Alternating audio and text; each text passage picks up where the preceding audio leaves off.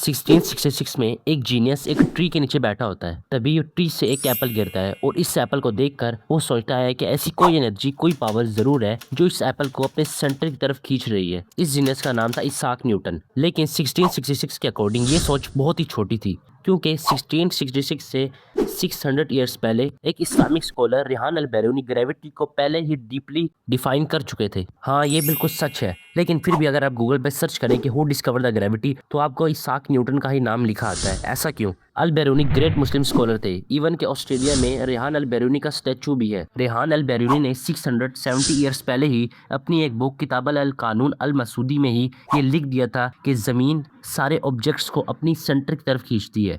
अल बैरूनी ने gravity existence के बारे में 600 साल पहले ही बता दिया था और यही काम न्यूटन ने भी किया। मतलब कि जो काम इसाक न्यूटन ने 600 साल बाद किया वो अल बैरूनी ने 600 साल पहले ही कर दिया था। अल बैरूनी ने 600 साल पहले ही अर्थ का रेडियस भी निकाल लिया था, और वो भी बिना किसी एडवांस टेक्नोलॉजी के। अल बैरूनी ने एक छोटे से टूल से पहाड़ के ऊपर चढ़कर अर्थ का रेडियस निकाला बिना किसी एडवांस टेक्नोलॉजी के, और इस ऑब्जर्वेशन में वो सिर्फ 1% गलत थे। उन्होंने सन के डायरेक्शन को भी समझा और हर डायरेक्शन से बताया कि मून पर किस तरह लाइट रिफ्लेक्ट होगी। किताब अल कानून अल मसूदी एक बहुत ही बड़ी किताब है जिसके अंदर सारी ऑब्जर्वेशंस लिखी हुई हैं। जिन ऑब्जर्वेशन को हमने 2000 में आके समझा, वो ऑब्जर्वेशन अल बैरूनी 987 में ही कर चुके थे बिना किसी एडवांस टेक्नोलॉजी के, जो कि एक बहुत बड़ी बात है।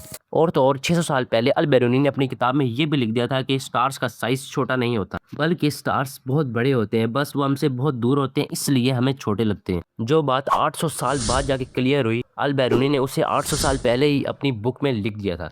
लेकिन सवाल ये आता है कि अल बैरूनी ने न्यूटन से पहले ग्रेविटी को डिस्कवर किया, लेकिन उनका नाम क्यों नहीं आता? तो देखो, रेहान अल बैरूनी कोई एक नहीं है जिन्होंने न्यूटन से पहले ग्रेविटी को डिस्कवर किया, बल्कि ये 4 नाम आते हैं जिन्होंने न्यूटन से पहले ग्रेविटी को डिस्कवर किया। सबसे पहले रेहान अल बैरूनी, दूसरे हैं गैलीलियो, तीसरे हैं जोनेस केपलर और चौथे हैं भास्कराचार्य।